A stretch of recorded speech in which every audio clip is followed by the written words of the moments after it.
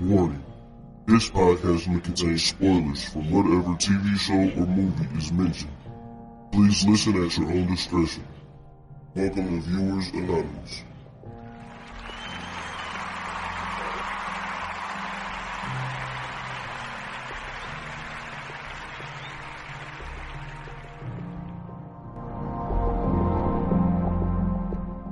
Yo, what's going on? I am Confront. And I am S. Foster, and you are listening to Viewers Anonymous, man. How we feeling today, man? You was under the weather the other day, man. I gotta ask, how you feeling today? Man, I'm still a little bit, motherfucker still trying to hang in there, man. I've been blowing my nose and hocking up loogies and stuff all day, man. I've been to work the last 2 days, so kind of helped out because I have been moving around and picking stuff up and sweating, so. You know what I'm saying? I've been feeling a little bit better. I'm about to take this Sudafed when we're done. So, you know what I'm saying? I'm going to be straight out like a light. You know what I'm saying? When all this is over and done with. How you holding up? Man, I'm holding up cool, man. I'm good. You know, I appreciate you jumping on the 28 Minutes or Less podcast, man. You and Casey, man, y'all like anytime. Y'all gave the heartbeat to that episode, man. Like I needed y'all to do that, man, because I was speaking to you before we started, and I was saying that I'm more well-rounded in the movie and the film cinema stuff, and like I love music, but I'm not as knowledgeable as I am with this movie stuff. And you and Casey, man, y'all killed that shit. So I appreciate y'all jumping on the 28 Minutes or Less podcast. Anytime, man. That shit was fun as hell. I love talking music anyway, so anytime I get a chance to talk music, especially like old music, you know what I'm saying, like the origins and the roots and stuff, and talk about samples and that kind of stuff, I'm always down for that. Oh yeah, well, we got round 2 though. We got round 2. That was part 1. Yes, sir. You know what I'm saying? So that was. We get to the good stuff. I can't wait to get to this. Oh man, this is gonna be wild. And like that episode was pretty much 2 hours, and it's like, dude, I don't know how we gonna do this shit. Like, like this is gonna be some Joe Budden type shit. Oh my goodness, I can already hear it. Yes, sir, man. But look, I am so. This is why I'm excited for this episode, man. It's because, like I mentioned at the end of the last one, this was something that you've been wanting to do for months. And it's like, it's here. This is one of your favorites. And it's like, I'm here today for backup, man. You know what I'm saying? I'm here for backup. Yes. This is going to be the official Scoots Bronson episode. Because like I told you, I always be feeling guilty, dude, because it'd be like, I be hitting you. I know when I text you Monday, because I had came up with an idea. Mm-hmm. And the very first thing I said was, I'm sorry. I was like, man, my brain be working, boy, and I be thinking about so much stuff, man, to be running 100 miles per hour. And it was like, I'm sorry, but I got another idea. And it was just like, yo, I shot it to you. You was cool with it or whatnot. But like, this is the one. Yeah, man. Well, this is the one you've been wanting to do for a while, man. Like, bro, we got episodes all the way up until fucking January of next year. So, you know what I'm saying? Like, anytime somebody can bring that same energy that you're trying to bring to a podcast, like, especially on the creative side, like, you really don't even have, like, an idea just how much better it is to do a podcast with somebody that's trying to match that energy level. You know what I'm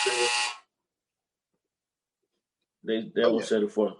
But it, you know what I'm saying? It's just that same energy, bro. Like, that shit is lovely, man. Like, to be able to, you know what I'm saying, you be doing something, you in the middle of doing something, and you get that text like, bro, I got a great idea, and you shoot the idea, and you like, I'm sitting here reading it, I'm like, shit, hell yeah, let's do it. Like I told you, bro, there ain't nothing we can't do on this motherfucker, so, you know what I'm saying, I'm willing to try and do whatever, man. There's so many ideas we got to run past and try, and I think we got some dope ideas coming up in the future with these next few episodes. I think we're going to knock some socks off with these episodes, man. Oh, yeah, that's the whole intentions, man. That is the whole intentions. Like, I'm here to entertain. I'm here to hopefully show people things, or not necessarily show, but, like, enlighten people with things like, yo, I watched this movie and I didn't even notice that. Like, I'm hoping that's one thing that I'm doing as far as me on my end when we're breaking down these films. Hell yeah, I agree, man. There's been a bunch of stuff that you would say and talk about that I would have to go back and what I'm saying, revisit movies and find out shit myself. So, you know what I'm saying, you definitely got a vast knowledge of you know what I'm saying, a movie information. And I think that's fire, man. But you know what I'm saying, we got a rating, you know what I'm saying, our first rating on the podcast. We got a 5-star rating. So salute to, let me see, Art Grown. It says insight and excitement. This is a fun show to listen to. These guys are passionate about film. I learn something new every time I listen. Keep it up. So salute to Art Grown, man. Thank you very, very much for the rating. Thank you for the comment as well. You know what I'm saying? We definitely appreciate it. You know what I'm saying? We do this for people like you. Hell yeah, man. That's what I'm talking about, man. Like it's nice to be, you know, just somebody show a little bit of acknowledgement, man, because like it don't really take that long to do it. And you know, for somebody to, because a lot of times, you know, you hit that play and then you move on to the next one, you know, for somebody to listen to it. And it sounds like they've been listening to a few of them. So so to be able to listen to it and be like, yo, this time I'm gonna shoot them a comment, let them know, like, yo, I appreciate what y'all doing. Great insight, all that type stuff. Great to hear. So I appreciate that, man. Shout out to them, whoever they are out in the world. Yes, sir. So this episode, ladies and gentlemen, is this one is kind of near and dear to my heart, man. It's one of my favorite movies ever. One of the movies that when I first seen it, I had to actually replay the movie. I watched it twice in the same night, only because it was so good. Now, this is not a movie that you can just, you know, watch and then, you know, think you're going to watch again. It's a long movie. It's a very long movie. But I literally watched this movie back to back because when I first watched it, it caught my attention. I really wasn't paying too much attention at first, but then it kind of snagged me like towards the beginning. Well, not necessarily in the beginning, but it's a little part in the beginning that kind of caught me. And then like after that, I was hooked to it. And then I had to go back and watch it again because it was some stuff that I missed.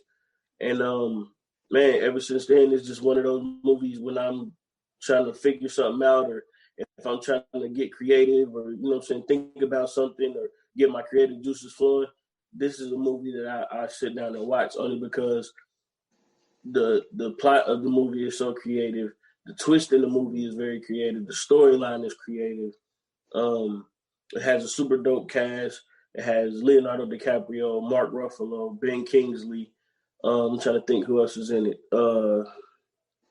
Is there anybody I'm missing?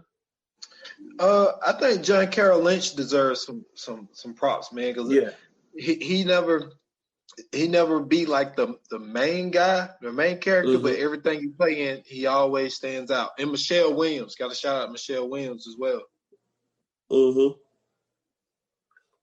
So yeah, it has a real good cast. It was shot beautifully, but the story of it to me is what captivated me the most. And the movie I'm talking about is Shutter Island. Excuse me. It's one of those movies that when you watch it, you gotta be paying attention at all times, because if you miss 1 second of it, you can lose everything. You can forget everything. You will get lost in translation. So the movie starts off with Leonardo DiCaprio and Mark Ruffalo. They're on the boat and they're talking to one another, and you assume that they're both deputies. They both got badges. You assume that they're from like Boston or some place like in New England or something like that. And they're on a boat. They're heading to this place. We don't really know where they're headed to, but it's like weird scenes in between the whole interaction. One of the scenes is like Leonardo DiCaprio is walking around, and then like as he's walking around, there are like other people from they're like cops or something on the boat or whatever, and they're like clenching their guns, or like, you know what I'm saying, like they're tightening up when he's walking around, and he goes to throw up. After he goes to throw up, he comes back. He's talking to Mark Ruffalo, and then the camera pans out, the next thing you know, so they're going into this big island, what looks like it looks like a jail or a prison, but what it happens to be is a mental facility.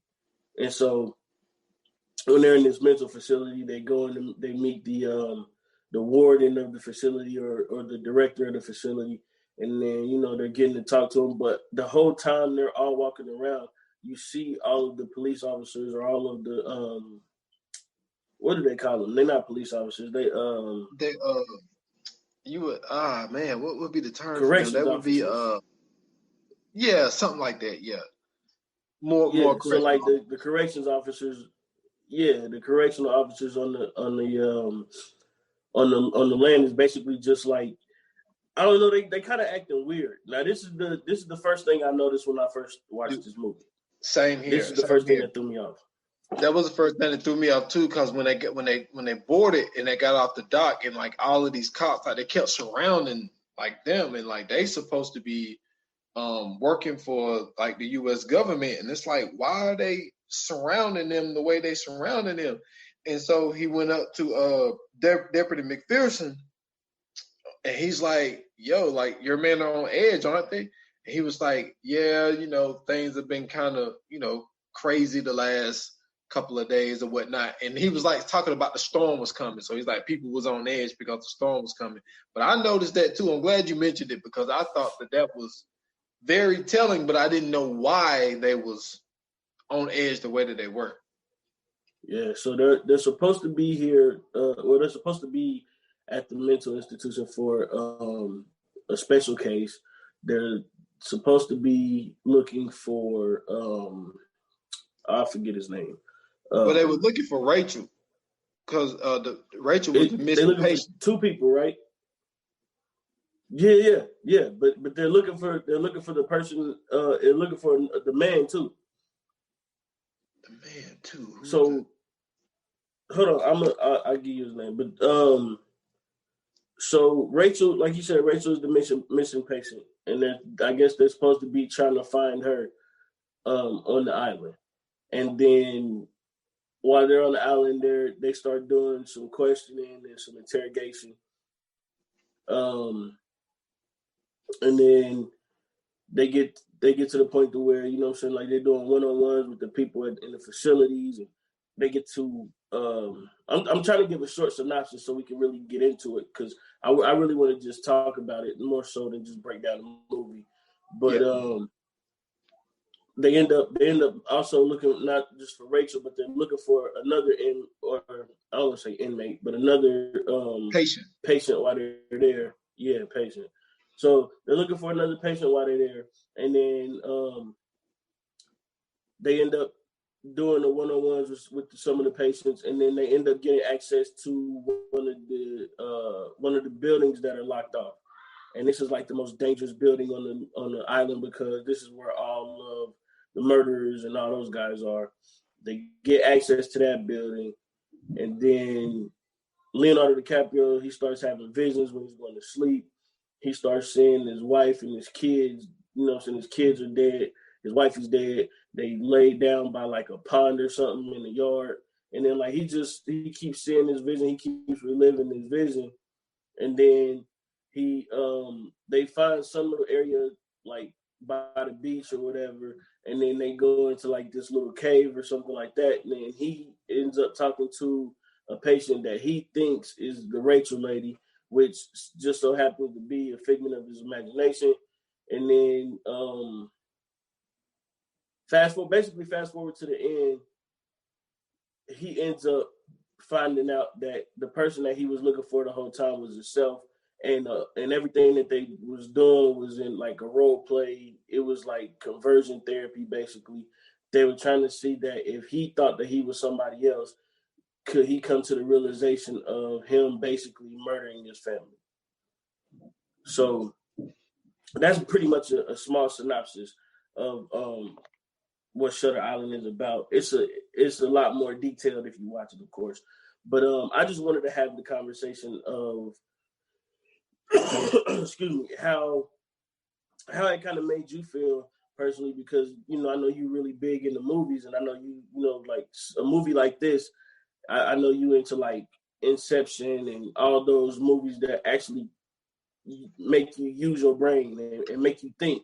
You know what I'm saying? I wanted to kind of get a glimpse of where you were when you start watching it. First thing, the first thing that made me, well, what caught my attention was, and it's crazy because Ben Kingsley is in this other movie as well called Stonehurst Asylum.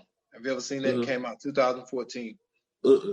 Like it gave me that kind of feel because like that film ended up being, long story short, like Kate Beckinsale, she ended up going into that asylum or whatnot. And so she's talking to these people that were supposed to be the doctors. What ended up happening is the patients took over the asylum. Oh, shit. So that's basically what it was in a nutshell. And like Ben Kingsley was like playing like the doctor person. Like he was supposed to be the psychiatrist. Now, and come to find out he's a damn patient. And they just took over the whole damn thing.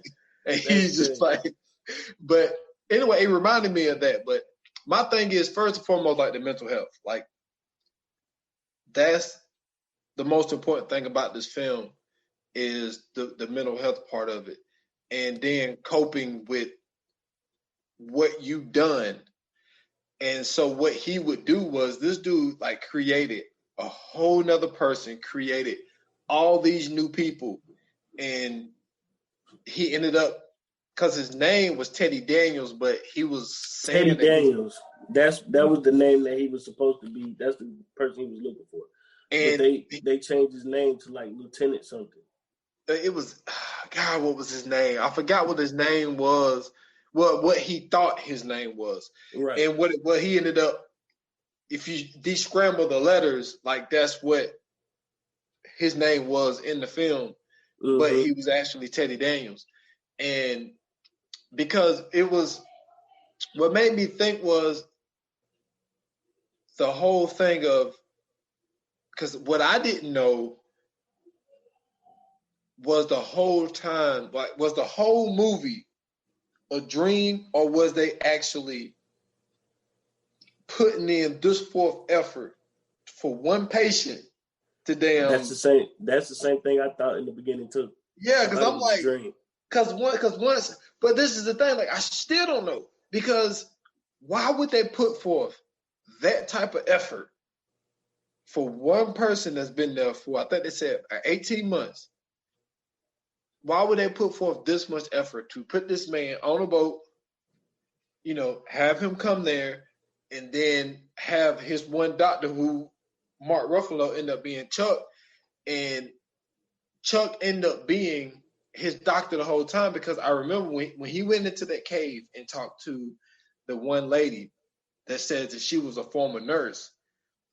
No, not nurse. He called her a nurse. She was like, no, I was a doctor.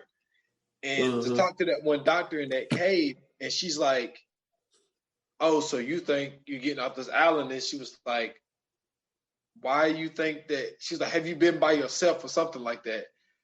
And then he realized that every time he turned around, like, yeah, like Chuck was right there. Like he never was like by himself. And so like she got him to start thinking, and like him and Chuck had got into this little thing where he was saying, you know, I need to get to the lighthouse. He was like, no, I'm going by myself, you know, and it was because he talked to that one lady. And like a lot of my takeaway is, and I'm still really kind of confused, like, was he in that bed the whole time and he was just dreaming that whole thing? Nope. Or was they really putting that much effort into a person who ended up killing his wife because his wife killed his 3 kids before he got home from work? And they were saying that he was the most dangerous patient, but I think that they were saying that he was dangerous because the simple fact of he was like a U.S. Marshal or some kind of shit. Like he had an important position in life. And for him to shoot his wife, like, I don't think they were saying that he was dangerous in like a violent kind of way. I think that they were saying he was dangerous because of what his mind was capable of doing. Yeah. Which, yeah. Like, I don't know if you're with me on that, because really all he did was shoot his wife. Like, he didn't like chop her up and like, you know what I'm saying? This is the fire part about this movie, right? This movie leaves a lot, well, not a lot, but this movie leaves certain things up to perspective.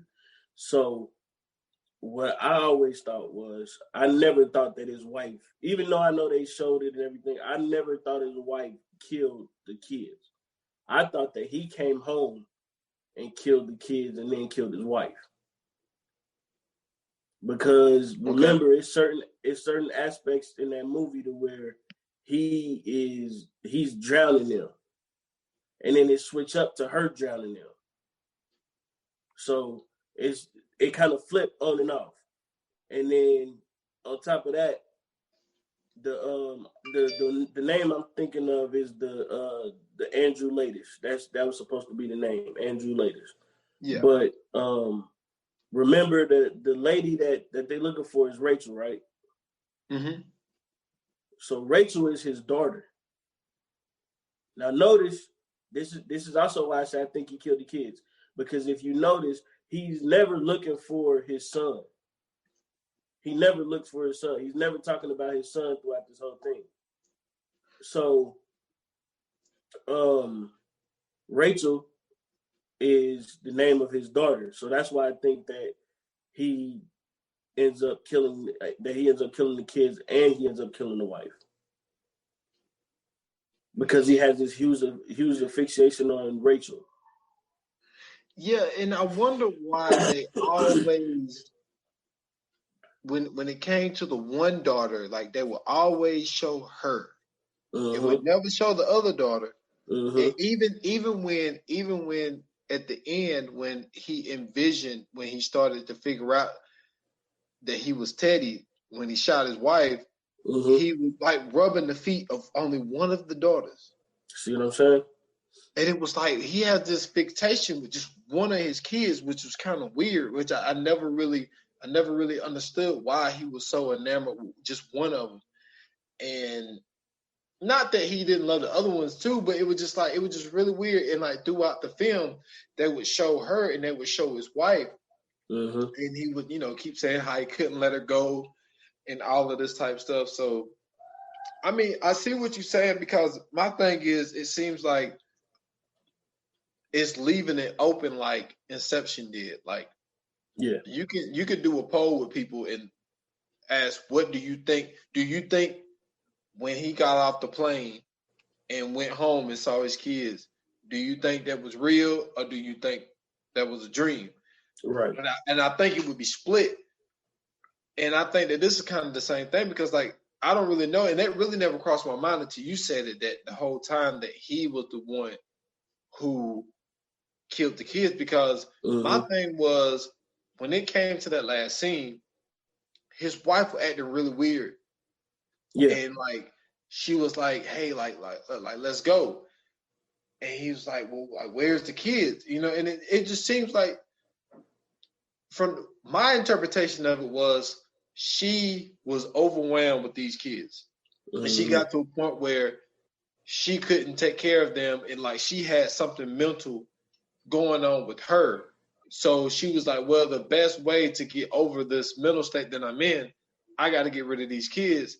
And I'm guessing she would think that he would understand, for some odd reason, that he would understand why I killed them. Like, I don't know, dude. It leaves it kind of open, but I never thought of that. See, and that's so my interpretation of that scene, right? When he goes, where are the kids? I think he's bipolar. So I think that's why it's so easy for him to switch in and out of Teddy and Andrew Ladies. So, excuse me.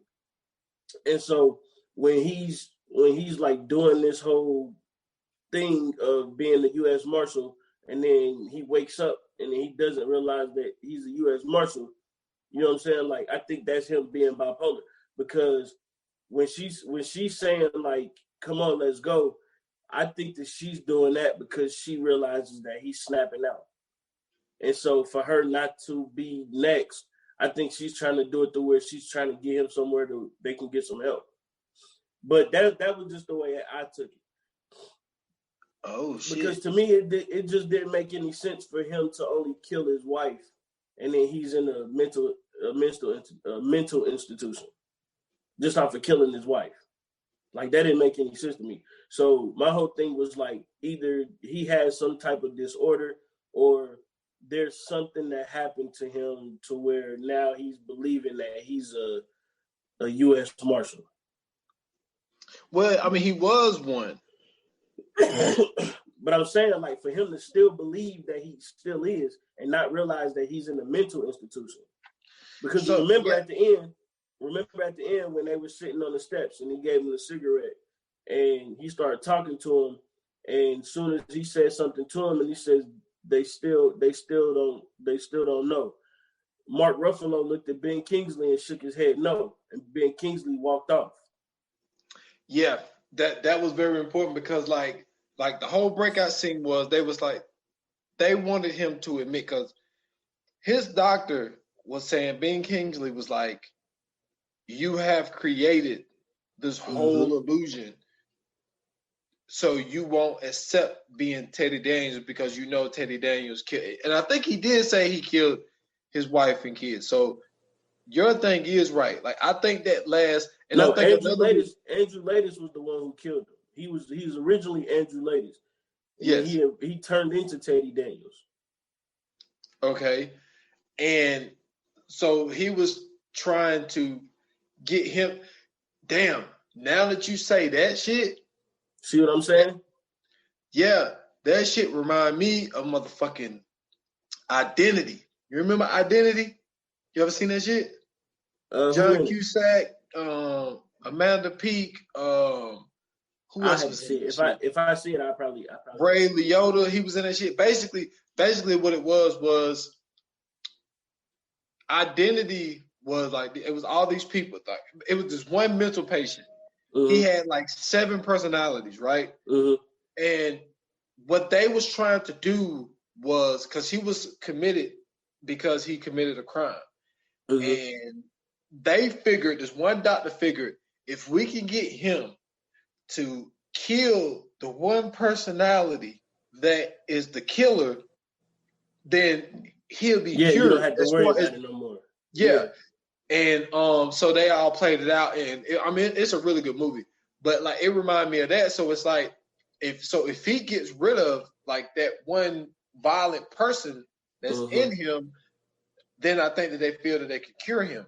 And that scene was very powerful because once he got out of that bed, he was like, yes, I am Teddy. Andrew Latis. He kept saying, I'm Andrew Latis. So, but the person that wanted him to be was Teddy, right? So they was like, who are you? So he was like, I'm Teddy Daniels, all this type of stuff. I killed my wife and killed my kids. And they were like, look, we've been working on this for 9 months and you regressed and you went back. And so they thought that because he admitted like who he was, and he was sitting on the bench with Chuck, and he was like, man, what did he say? He said something.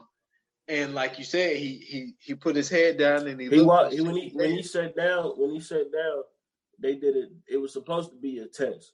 So when he sat down next to him, Mark Ruffalo character said, "So how we feeling, boss?" And then that's when Caprio he responded, "They still don't know." And then that's when he looked at him and shook his head like, "Nah, this motherfucker still think that he the goddamn marshal." Yeah. And like, dude, and that just tells you like how creative like these type of people minds are. Like, because like now that you say that, it never even crossed my mind to think that he was bipolar. And like what that does to me, like it just, like I told you, like the way my brain works is really weird. And it's like, now all I can think about is like Identity. And like what happened in Identity was, like every person that he created, all of them had a state name. Like one person's last name was York. Another person, name was, I forget what it was, but it was a whole bunch of like, so he created all of these names of states, and like he created this whole story where all these people got stuck at this hotel.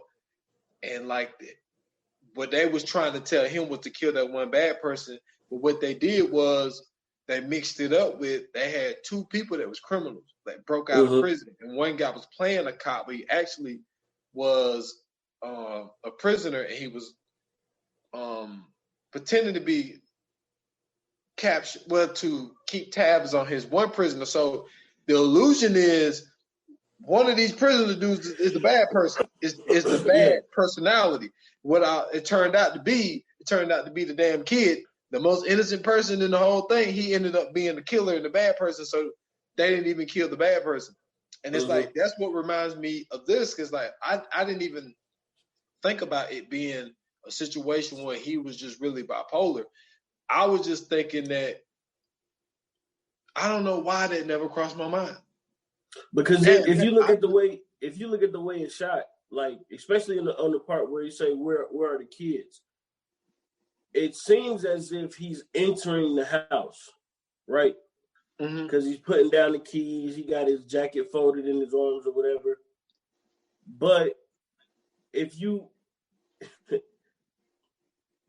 think about it, she's walking towards the house when he's coming in the house in one shot. And then it's a whole nother shot where she's just sitting next to him outside. So what you're saying is his brain switched over to the other guy, and she knew it. And she was like, oh shit. Well, I don't think she knew it. I think what happened was, for her safety, she was just trying to get him somewhere to where, because I mean, like, if you just gonna call the cops in that moment after you just seen the motherfucker kill your kids, it's like, nah, I'm not gonna call the cops because this motherfucker might be trying to kill me. So let me convince him, because I'm sure she kind of knew something was wrong with him. You know what I mean? But I think that in her head, she was like, let me get him somewhere. And this is just off of speculation. But I'm just saying, like, I'm thinking that she's probably thinking, let me get him somewhere so I can get help and I can get him some help. Because if not, then everybody's going to die. Because remember, they had an argument before he even left. He was talking about that they weren't on good terms before he left. And we don't know how long he was gone. We don't know where he went. We don't know none of this shit. We just know that supposedly he left and came back and the kid was dead. And then he supposedly killed her. Damn, I never thought about it that way. You see what I'm saying? Never thought about it that way. Yeah, I never thought about it that way. That's what I'm saying. Like that's why I said, to me, movies like this are great because, especially if you know what I'm saying, like if you into those type of movies with speculation, like you brought up Inception, how at the end of Inception, we still don't know if he was in reality or if he was in a dream. You know what I'm saying? We remember the one scene in Inception where he called the mother and was like, hey, you know what I'm saying, how are the kids? Well, he was talking to her, and I think he was trying to figure out about the kids. And then she was just saying, like, was she telling him to stay home or no, stay away or something like that? It was like, well, she didn't really want to talk to him. It was more like, because like she put the kids on, and they was like, Dad, when are you coming back? And he was like, I don't know. And then they was like, where's Mom? He was like, remember I talked to you about this. Like, Mom is gone. And that's when the grandma was like, hang up the phone. You know what I'm saying? Like, cause I think, you know, the grandma didn't really want to talk about her daughter being dead or whatnot. Yeah. But yeah, like it seems like they left it open for you to figure out. But it made it make sense because it was like, why were they so protective on not like letting these, you know, marshals in on all the stuff? It was like they kept putting hopes on the investigation. Yeah. And it's like, well, why would they do that? Like, if you bring in outside help to help you solve a case, why would you not give them access to everything? Exactly. So now it make a lot of sense. When they got into, I think it was Building D or Building B or something like that, with the it was supposed to be the violent building. When they got in there and they start moving around and getting around, it was that one scene where he was walking through and the guy was looking at him funny. And he was trying to figure out, like, yo, how the fuck did you get You know what I'm saying? Like, how the fuck is you walking around free and I'm still like, what the fuck is going? Because remember, all the different people in that building was like, they was kind of looking like, yo, is this motherfucker really just walking around free? Like, what the fuck is going on? So that's another thing that kind of put me on alert too. Like, okay, I'm starting to see like something ain't right with this whole story, because the way that they play it off and like the way that they introduce you to the film, like you have no idea that this motherfucker is a patient. You legit think like that they out like either they sent them there and then they trying to change it around to get them or something, because the way that they even twisted it around to have him and Mark Ruffalo going back to back was crazy. Yeah, and like what made me knew something was off, especially the first time that I seen it, was when he went and talked to George, like down in that cell.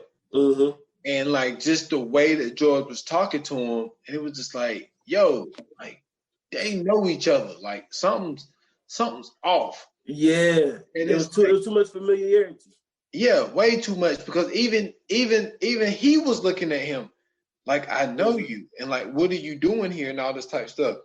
So I'm like, something's going on. And then that doctor ended up telling him, you know, in that last scene where he's like you was the one who did that to George, because he called you Teddy, and you trying to erase being Teddy, so you get straight violent when somebody call you that, because you want to be known as, you know, the latest guy or whatever. This person that you just, you know, made up. And well, not made up, but like that's like basically his other like personality. And that's why I say, like, that's why a lot of the times, especially on the Stolen Time podcast, like, you know, as far as like mental health, like people have to understand like this stuff is real. And like if people don't get like the necessary help that they need, and we need to actually get people that can handle these type people. Like, I'm not trying to turn it into that type of conversation, but like, you know, cops always tell you they're not social workers. So we need to start having people at least that have a social worker's degree or something like that, to where there is a mental health situation, we can get the right people to handle these type of situations. Because as you can see, like, especially like when you're talking about like this kind of movie, there was nothing his wife would do. Like, she was in a helpless position. If your theory is what really happened, like, what is she gonna do? Because she's fearing for her life as well. Because she's like, if he does that to the kids, he could do that to me easy. And I think that what he did to take the guilt off of himself of being the other person, because I'm guessing he was latest when he killed the kids, and then he turned into Teddy, and she realized that, okay, well, he's not that other person. He's actually, you know, the person that I married or whatever, whatnot. Let me try to get him out of here before he turns into this latest guy and kill me. And get me next. So basically, I think what ended up happening, latest killed the kids. Teddy killed his wife. Yeah. That's what I'm saying. Like that to me that makes a lot more sense, because now it would make sense as to why he doesn't know what happened to the kids, or he think that his wife killed the kids, and then he kills his wife, and now he ends up in the. Because to me, I'm like, okay, if that's the case, then why wasn't he just in a regular ass prison? You know what I'm saying? Like the way that they had set it up, it was just odd as fuck to me. Like, why the fuck would he be in? Why would they be at a mental facility? You know what I'm saying? Like that just didn't make a lot of sense to me. One thing that you had talked about that I think that's very important is they do make a emphasis, or they do make an emphasis on the awareness of mental health. And I think that when you watch this movie, you kind of get the understanding that even though, you know, we really didn't understand or really know what his diagnosis was, you still kind of seen that he was going through something. but you also seen the different stages and the different symptoms of different people throughout that whole movie. And you seen how it was, excuse me, you seen how it was basically a place that was structured and designed to quote unquote help these people, when in actuality I think that what they were doing really wasn't helping. I think that this was a way to put these people in a prison-like environment and keep them in that prison-like environment, because it never seemed as if the people that were there were like really getting help. Like you said, it just seemed like they were focused on this one guy. And so when we, as we sitting here and we watching this dude go through this fantasy of being a marshal with a partner, and him doing all these other things, even then it kind of seemed negligent, because it's like, yeah, he was, they're trying to work something out to where he can eventually realize who he is. But at the same time, it's like the way that the guards are, the way that, other patients are, like, it just didn't seem safe to me. It didn't seem like they were really too worried about his well-being. They were more so just trying to get results and trying to figure out if this experiment is going to work. That way it can be done on, other people or whatever. Because I believe like at the end when Ben Kingsley was, when Ruffalo shook his head no at Kingsley, he was like talking to another guy or whatever, and there was a group of them and they just walked off after he said no.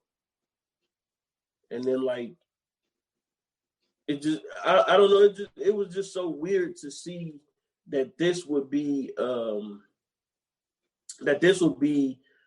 way to help somebody in trying to not only just figure out what the truth is that happened, because it seemed like they didn't even know what happened in the murder, but it was a weird kind of way to basically help somebody with a mental illness.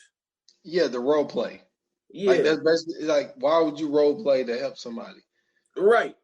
And that's why I think that it was the whole time. I think that he was in that bed, but what I don't understand was he, when he was laying in that bed, was he talking out what was going on? You know what I'm saying? Because how do they know what he was doing and what he was talking about, and if he switched over or if he not? So that was kind of weird. So now that I'm really, really thinking about it, I think that they never played it out. I think that he was really kind of playing that stuff out through his head. Yeah. That he was this detective trying to solve this case of finding Rachel.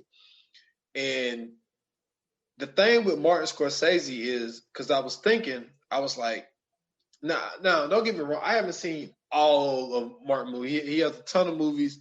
You know, I've seen like the ones that I more, I guess, closely relate to, but he's done something similar.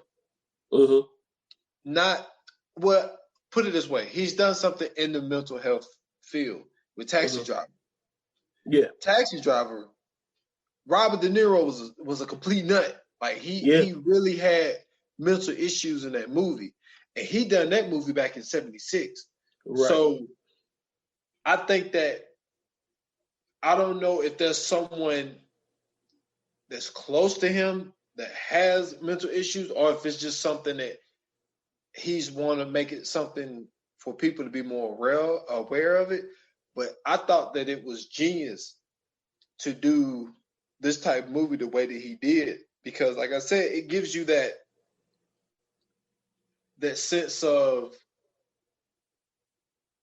you're watching it while it's playing out. And because what I find myself doing is when I'm watching it, you're trying to figure out like the next step. Like he kept you guessing like throughout the whole thing.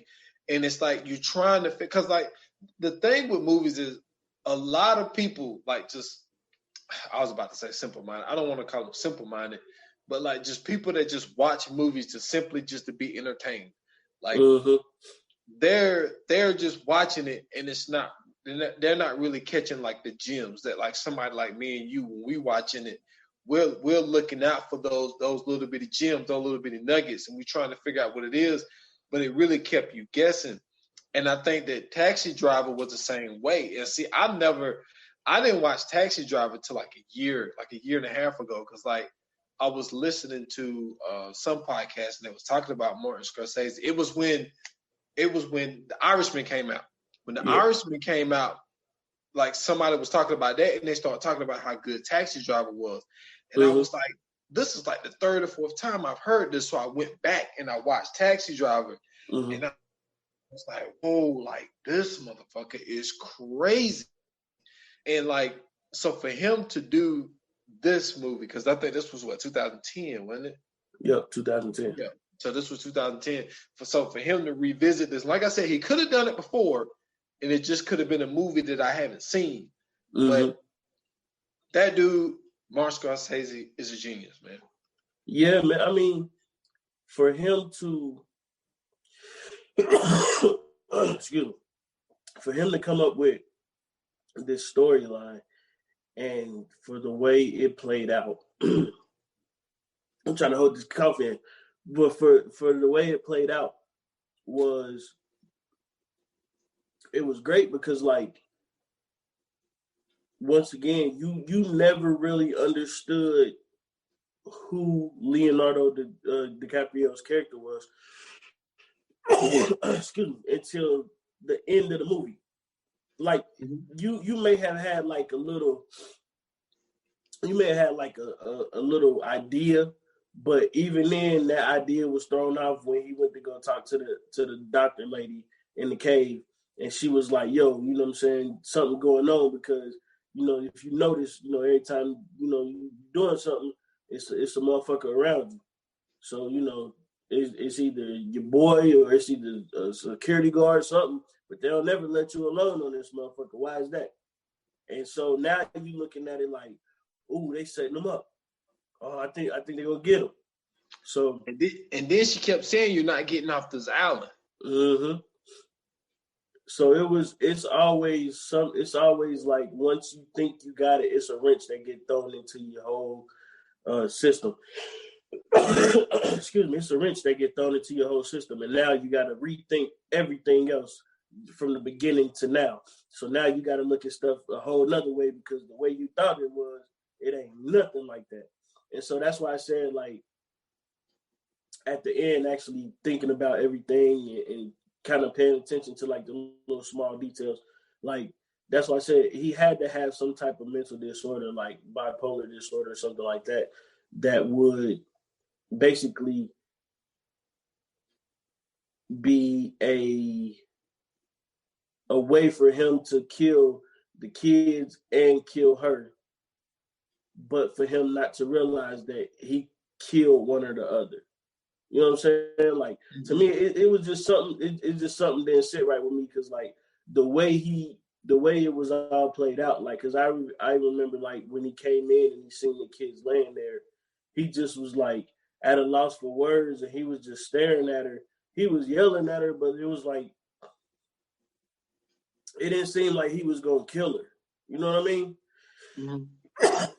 Like, he just, I guess in that moment when they were showing it, like, it didn't seem like he was like getting angry to kill her. To me, it was more like he was looking at her like a monster. So to find out that he killed her, it was just like, okay, something ain't right. I tell you something. Another thing that made me question some stuff in the middle of the film. So they was looking for Rachel, and they was having, like, the doctors was all having these meetings, because him and Chuck had got stuck in this, I don't know what you call this thing. Like, they got stuck in some building. The storm was really bad. So all their clothes got wet. So they ended up putting on the same uniforms that the people that worked, like, the people that, they had these all white uniforms. And the patients were all gray. So they had these all white uniforms on. They went into this meeting that these doctors was having. And so when he busted in the meeting, yep. Yeah, and he had said something, and they was like, "Oh, you haven't heard?" And like, we found Rachel. Mm-hmm. So they go to interrogate Rachel, and like she's telling the story, and then all of a sudden, she switches up, and she knows who he is, and like she gives him this hug, and then she switches up again, and I'm like, "What the fuck?" I'm like, "What is going on?" Like it was just weird. Mm-hmm. And then come to find out, she ended up being one of his nurses at the end. Mm-hmm. And it's like, it made me go back to that scene, and it's like, now that you said what you said, dude, like, I think it was that the whole time. I think that it was never a situation where they was basically role playing to fix this one patient. Mm-hmm. And and I think that even like when they first got off the boat, and then like they was walking into the building, and this one lady was like giving him the shush sign, and it's like when he first got in there, yeah. And I think what it was that was like an old memory of like, these people know who he is because he's a patient in there with them. So, and I think that those little bitty nuggets that's telling you like, yo, like, be on the lookout. You know what I'm saying? Because there's something in your face that you don't see yet. Yep. And it's like they kept giving you like little nuggets throughout the film, and then once the whole twist come and you figure it out, and then you go back and you think of all these other situations. That's why they was doing this. This is why this person was acting the way towards him. This is why George was acting this way. This is why the one Rachel was acting this way. This is why the lady in the cave was saying what she was saying. Like everything. Not that everything, because for me, obviously, because I'm learning more now talking to you about it, not that everything made sense, but it put some stuff in perspective. Yeah. As far as those little bitty nuggets that was putting throughout the film.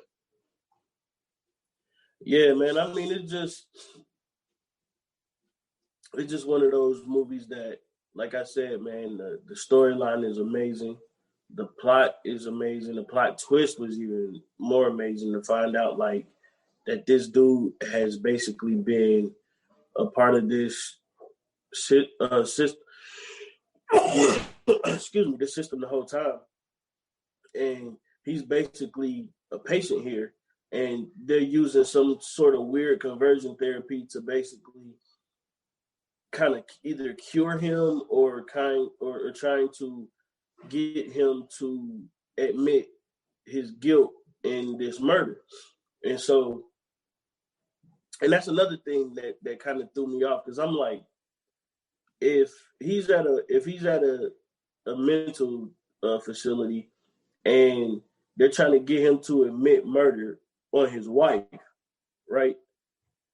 Then if you know what I'm saying, him being a marshal, he could have easily just said like, well, she started killing my kids, and then I just said basically was like in self-defense of my kids. Like it was so many ways that you could just kind of look at that whole scenario.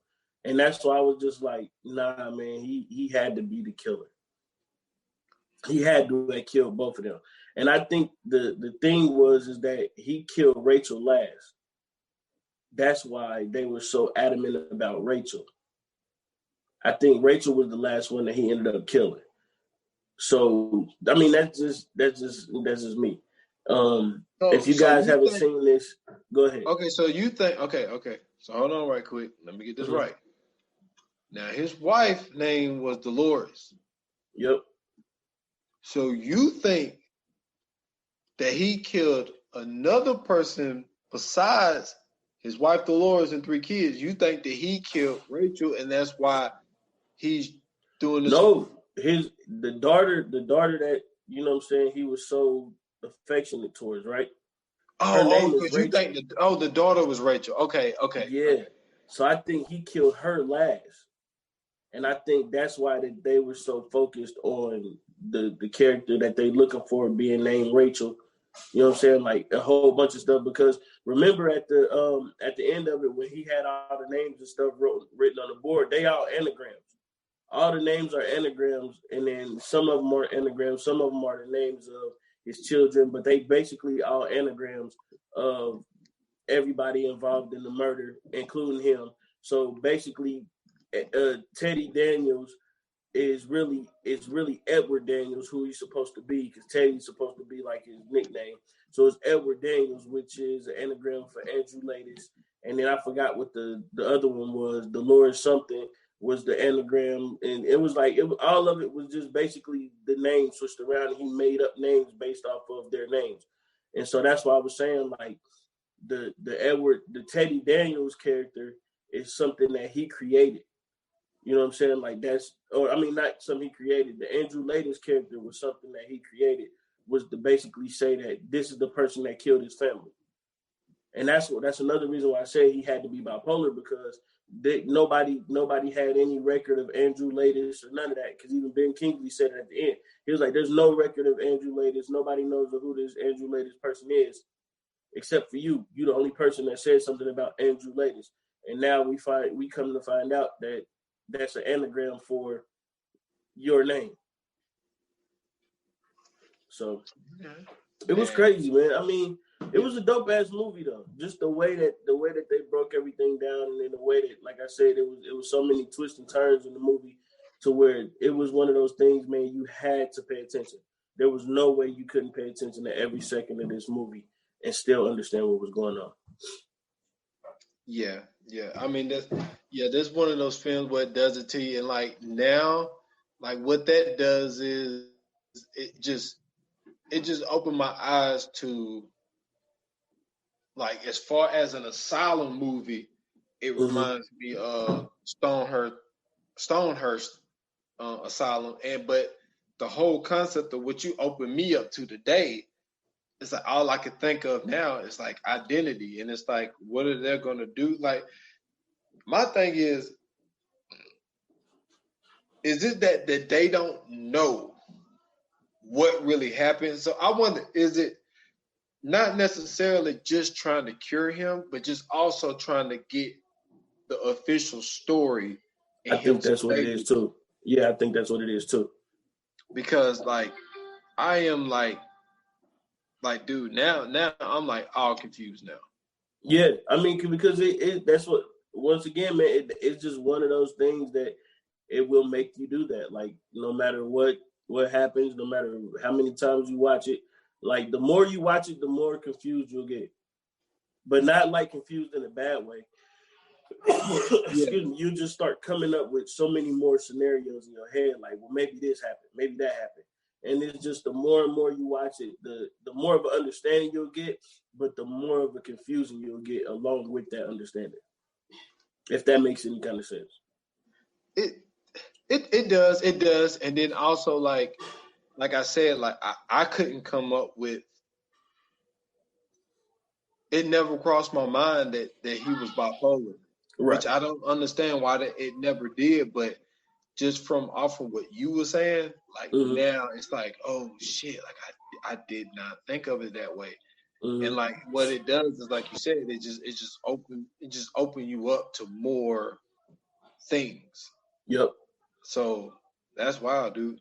Like that's why I say, like, you was on your shit on this. I mean, and then again, man, it just goes as a testament, man, just to how great Scorcese is. Like, for him to come up with this, and it, I mean, is the cast alone makes it what it is, but just the fact that Scorcese is behind it, it makes it that much better. Because now you know that all those small intricacies and all those small nuggets that, you know what I'm saying, you got to go back and watch it for, you know why they're in there the way that they're in there is because of Scorcese. You know that he's going to give you something that you're going to have to watch 3 or 4 or 5 times just to make sure you get in the complete picture. And I mean, it's just another testament to his greatness, man. Oh yeah, for sure.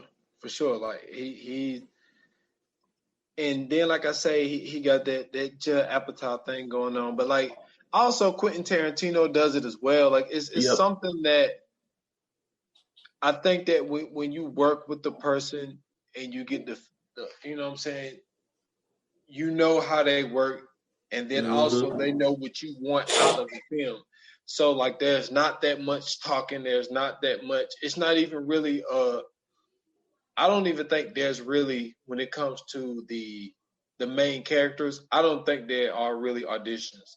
I think they're more of, okay, I read this script up. This fit Leo.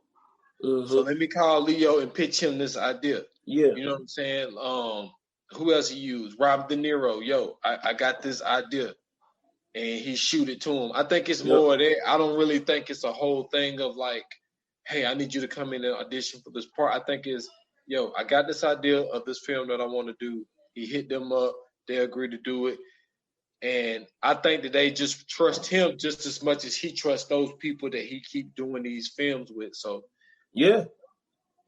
I mean, I don't blame him, because like, those are one of those type things where, because you could look at it like, oh man, every time you turn around, like you just hiring your friends.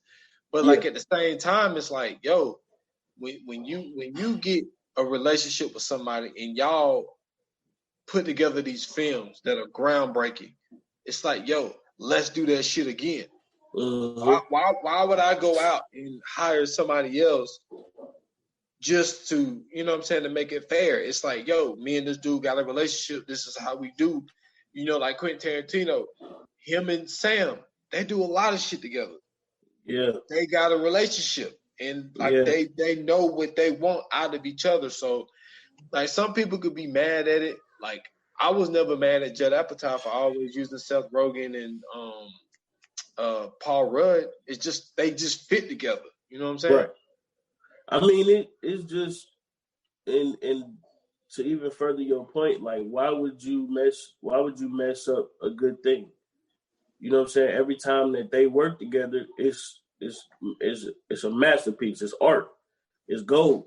So why risk that because, you know, you want to get a new face in there here and there? Like, nah, let's continue this. You know, let's continue this. And I think, you know what I'm saying, you are right when you say that when they write up these stories, like, they're writing them up for specific actors. I mean, at this point, at Martin Scorcese, I mean, why couldn't he, you know what I'm saying, be able to do that? I mean, I'm sure, like, when he sat down and wrote The Irishman, like, he had those three in mind.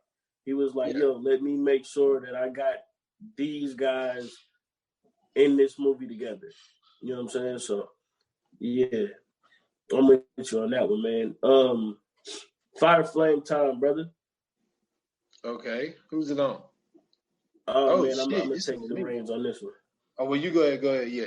Yeah, I'm going to take the reins on this one, man. Let me tell you something.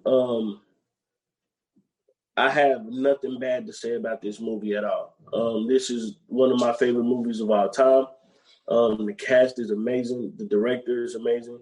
The story is amazing. The writing in this movie is amazing. The plot twist is fire. Everything about this movie is dope as hell. Everything about this movie is amazing. I watched this movie I don't know how many times.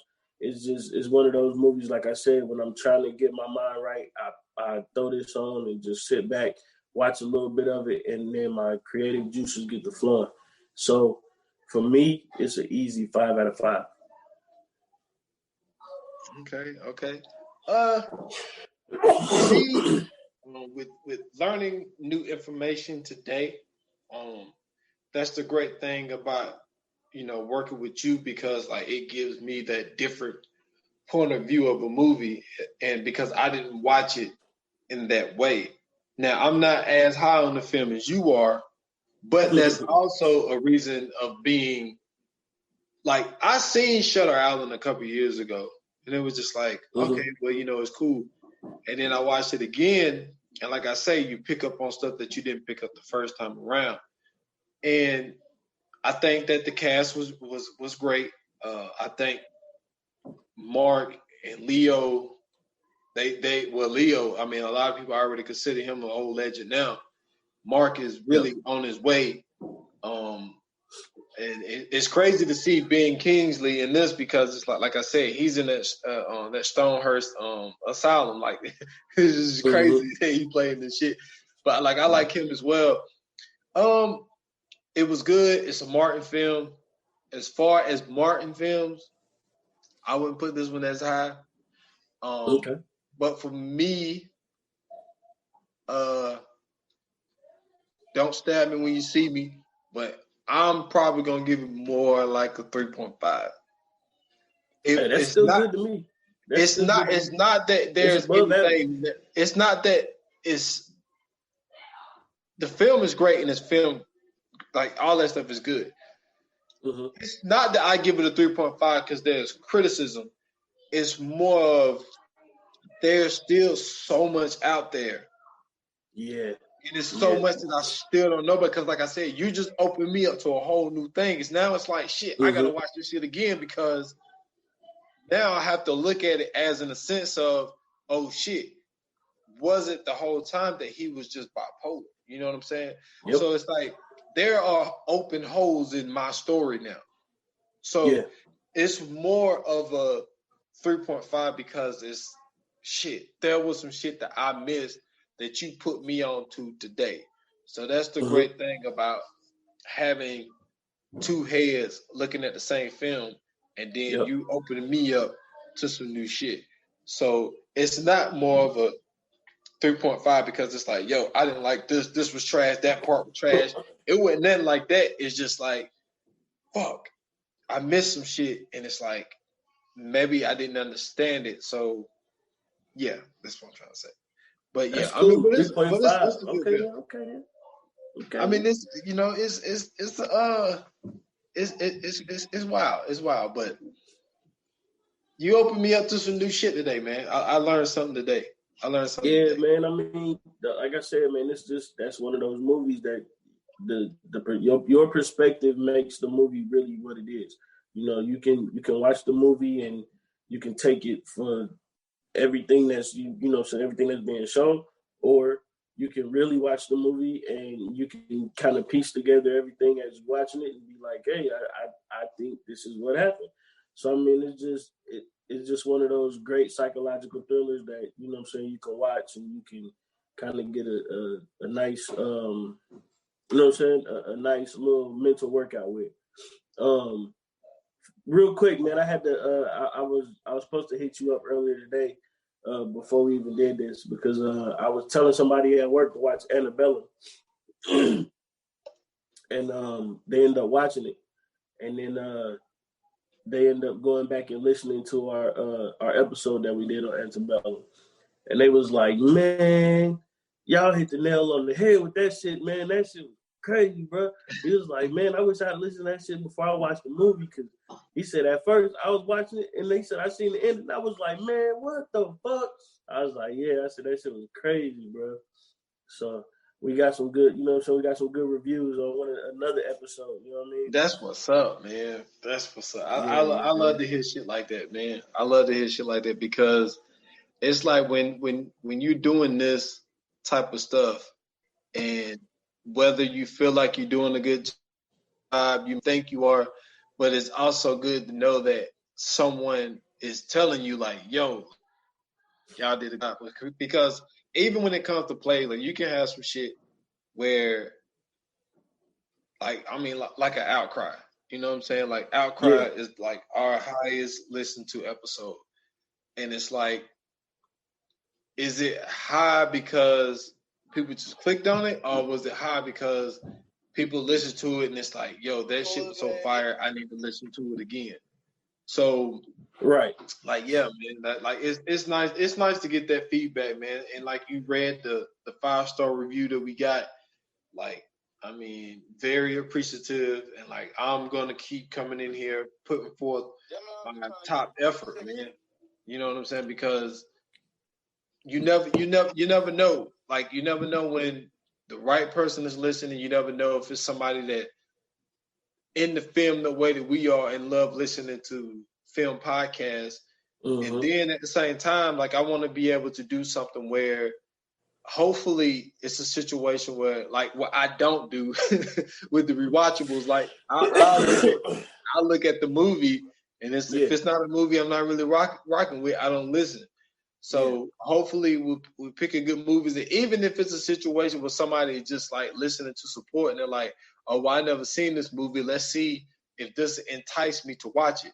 Because that's another reason why, you know, I get so in depth with some of these movies, because it's like, I feel what we're doing is a great movie. So it's like, if you never seen it, I'm trying to entice you to go see it. And I think our conversation alone, when we talk about these movies and when we break these movies down, I think that's something that, you know what I'm saying, people are going to eventually hear, and then they're going to want to watch the movie anyway, because it's not like we giving like this paid off super PC, you know what I mean, scripted breakdown of the movie. We just talking about the movie from our perspective of what we seen, what we like about the movie, and I mean, we just going in from there. And you know, like when you getting somebody who can give you an honest opinion of a movie and really talk about certain parts of the movie and movies that they really like, that really makes you want to go see another movie. I mean, like, if you think about it, word of mouth is the best way to, you know, get any kind of promo or news or anything around. So for me, I felt like when we telling people about these movies and we giving these movies off, it's going to make them want to go see it. I mean, even when we get to the point where we do our 5 worst movies of all time, I think that people are going to even want to take a look at those. Like, why would they say that these are the worst movies of all time? And then they're going to check them out, and then they'll realize, like, either it is, or maybe they found a movie that they, you know, fall in love with. So, I mean, it's just the opportunity to, you know, to basically talk to people, and then, you know, I mean, talk amongst people, even though we're not talking to them, but just giving them our views and our opinions and our versions of these movies that, you know what I'm saying, people love to see or people might want to see. Yeah, man. And then also, like, giving it to them, like, raw. You know what I'm saying? Yeah. Like, I remember, dude, when I did that Halloween episode, when I broke down the whole Halloween franchise, like, when you listen to just, I was about to say generic. I don't want to call them generic, but if you just listen to somebody just breaking down the film and they just want to go, you know, break it down. Like, dude, I said, when I was talking about Halloween 1, like the one that came out in 1978. Yeah. I said, man, my one dude at the beginning of the movie, man, just wanted to smash and dash Judith, man. Like, yeah, see, that's what I'm saying. That's real commentary right there. That's what people want to hear. We know that that's what the hell went down, and people want to hear shit like that. Yeah, it's like, dude, my man kissing up on Judith downstairs. And then he's like, yo, let's go upstairs. And then just trying to get the draws, man. Dude, got the draw, dude. And then quickest nut I ever seen in my life. Like, this motherfucker was upstairs. He's a genius. Hey, he was upstairs, I know, dude, for like 2 minutes. Not even 2 minutes. Hey, he got his. And then she like, you gonna call me tomorrow? He's like, yeah. Like, I call you tomorrow. I'm giving you the real. He was still feeling good. He couldn't think, man. It's not even when he wasn't thinking. He was like, look, this is what I came over here for. I came over here to smash and I'm dashing. Yes, sir. Yeah, man. But I mean, that's what I'm saying, man. Like, when you get that kind of stuff, when it's real, and then, you know what I'm saying, it's relatable, I think that people like to hear that, and people love, you know what I'm saying, fucking with that, and it don't never be an issue. So, I mean, I think later on down the line, man, the more and more we do this, the more, you know, people gonna fuck with it. We have a nice catalog for them to go back and listen to by that time, and, you know, I think we got a lot more in the chamber for them, man. Oh yeah, for sure, man. Now we're doing our first. So the next episode is gonna be. I was about to reveal something I probably shouldn't reveal, but like it's another one of those different ones, man. I guess I could say this. I guess I could say it's an appreciation. It's an appreciation episode. Yeah. Yeah. We got some flowers to give. One of the to me, one of the greatest directors of our time. He's put in a lot of work. He's made some great work. He's brought you some thought-provoking movies. He's brought you he brought you one of probably the best superhero movies in a long time. So, yeah. Yeah. This dude, man, he is well-rounded. He's another guy who uses, you know, if you watch enough of his movies, you'll see some of the reoccurring people. And you know, this dude, man, we've actually done something that, you know, he's done. Well, actually, 3 things. No, 4. 4. Yeah. We've done 4 things that this dude has done. So, obviously, we are a huge fan of this guy, man. It's like you said, it's gonna be some flowers to be given out to. I think that he is. I mean, his footprint in the game, man, is very. I mean, I don't know if he already got like a star on the what they call that shit, the Walk of Fame. Walk of Fame. He probably do. Yeah, like this dude. Okay, I give it to you like this. This motherfucker got 5 Oscar nominations, 137. And he got 137 wins and 223 nominations. I'll leave that shit. Wow. Yeah, that's fire, man. So y'all keep an ear out for that one, man. That'll be our next episode. I hope you guys enjoyed this one. You know what I'm saying? I wanted to do it a little bit different. I didn't want to go through a whole complete breakthrough of the movie. I wanted to kind of just have a little discussion about the movie because I felt like it was so many different things to talk about with this movie. And one of the biggest things about it was mental health, of course, but just the fact that, you know what I'm saying, the plot twist really was something that could garner a real large conversation. And that's what I tried to do on this episode. Hopefully it was done to you guys' liking. But you know what I'm saying? Make sure you guys keep hitting us with those ratings. Make sure you guys keep hitting us with those comments. You know what I'm saying? Every time we get one, man, we're going to do our best to read them on the podcast. Once again, shout out to Art Grown. Thank you very much for the rating and the comment, man. We definitely appreciate it. Real quick, man, follow me on Twitter at Scoots Bronson. You can follow me on Instagram, Scoots Bronson _TV. You can follow me on YouTube, Scoots Bronson TV. 15 Minutes of Fame got a dope episode coming up very soon. Just working out the date. And check me out every Thursday at 9:00 Eastern Time. Spreaker.com/Isolated Society. You can check me out, listen to me live. Or if you can't make it that Thursday night, you can always go back. I'm going to listen to the replay. It's available on all podcast platforms. So, you know what I'm saying? Check me out. And go listen to the episode of 28 Minutes or Less I just did with my guy, Esdon Foster, man. We just did a breakdown of music through the decades, and it was fun as hell, man. I ain't gonna lie to you. It was probably one of the best podcast episodes I did this year. That's what's up, man. And what he's talking about, the 28 Minutes or Less podcast is up, ready to be listened to, man. Also, shout out to the big homie Casey for jumping on that episode with us. And that was just part 1. Like, we still got to go 90s up to present. So be on the lookout for that. That's another thing where you just got to get the dates together and all that type stuff. So that's on all major platforms. Also, check out the Stolen Time podcast. About to be recording one. It's gonna be.